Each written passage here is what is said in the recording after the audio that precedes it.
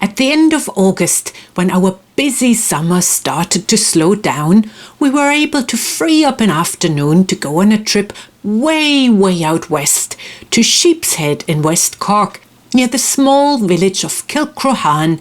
A field of oats had been ripening over the hot, dry weeks and was now ready to harvest. Local farmer Tim Lehane had grown the oats with the hope to pull this old combine harvester out of its barn at harvest time and put to use again. It's been a long time since it had been in use last, in fact 30 years ago.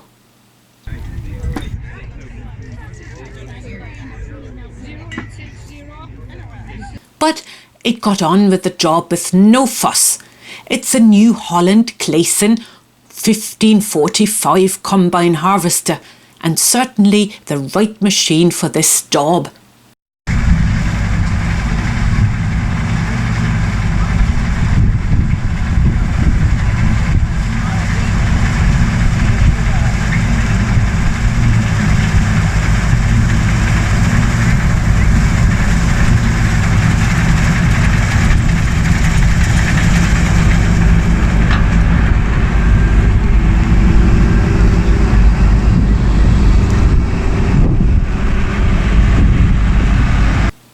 Of course, the weather over the spring and summer months helped greatly.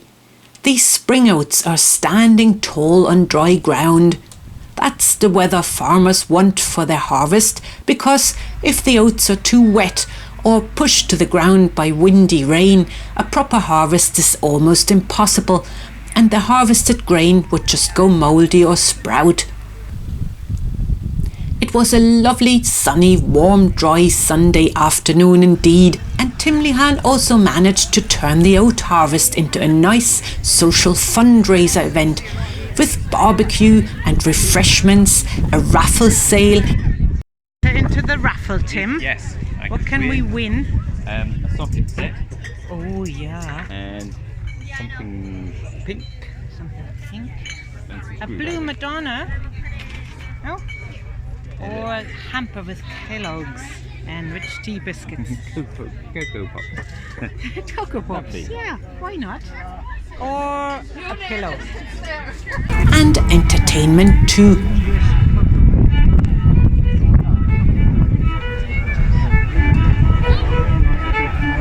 Oh yeah.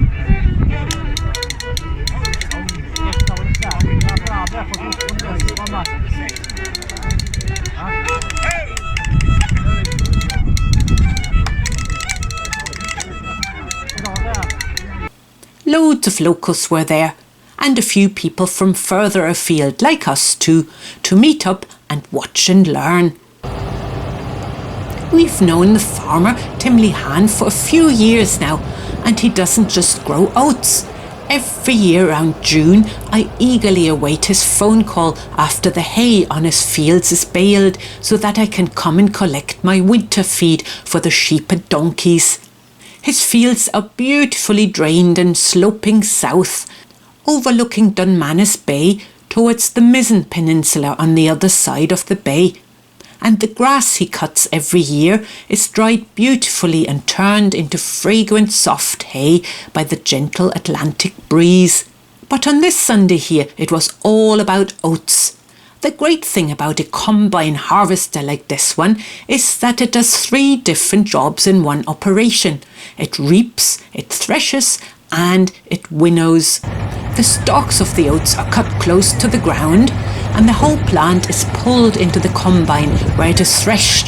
The grains are separated from the stalks and the chuff. The stalks of the oat plants, the straw, is released at the far end of the combine back out onto the field. At a later stage, it is either spread across the field as mulch, ploughed back into the soil, or collected and baled to be used as animal bedding or fodder. The oat grains are separated from the chaff with the help of an internal fan, and the chaff falls back out of the harvester as well, whereas the oats are collected in a grain tank, which gets emptied into sacks or a trailer next to the harvester. oats undergo many processes before we as humans can consume them. These oats we picked here are still whole. They never made it into the combine harvester for some reason when it passed. The seed covering, also called chaff, is still attached to the oat grains. When the grain is as dry as here, the chaff falls off very easily.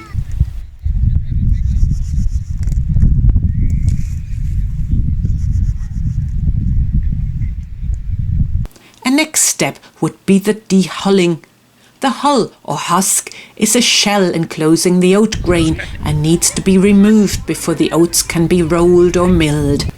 So the reaping of the oats is only a very first step in a long process towards having a steaming bowl of yummy porridge on your breakfast table. Tim Lehane has other plans though. He also keeps a few sheep on his farm, so he collected the harvested oats carefully in ton bags to feed to his flock over winter.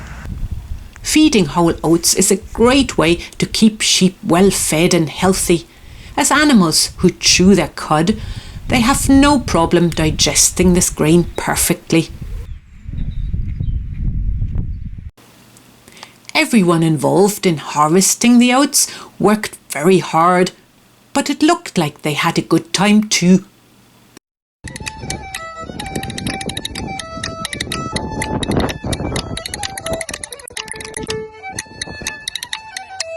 It was a very pleasant afternoon to be watching such a great machine doing its clever job. There is something satisfying to see machinery working efficiently.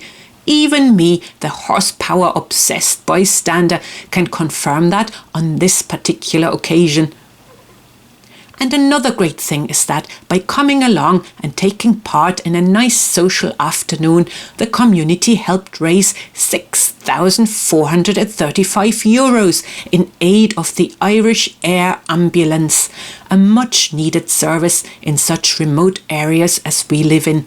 Well done, Tim Lehane and everybody else.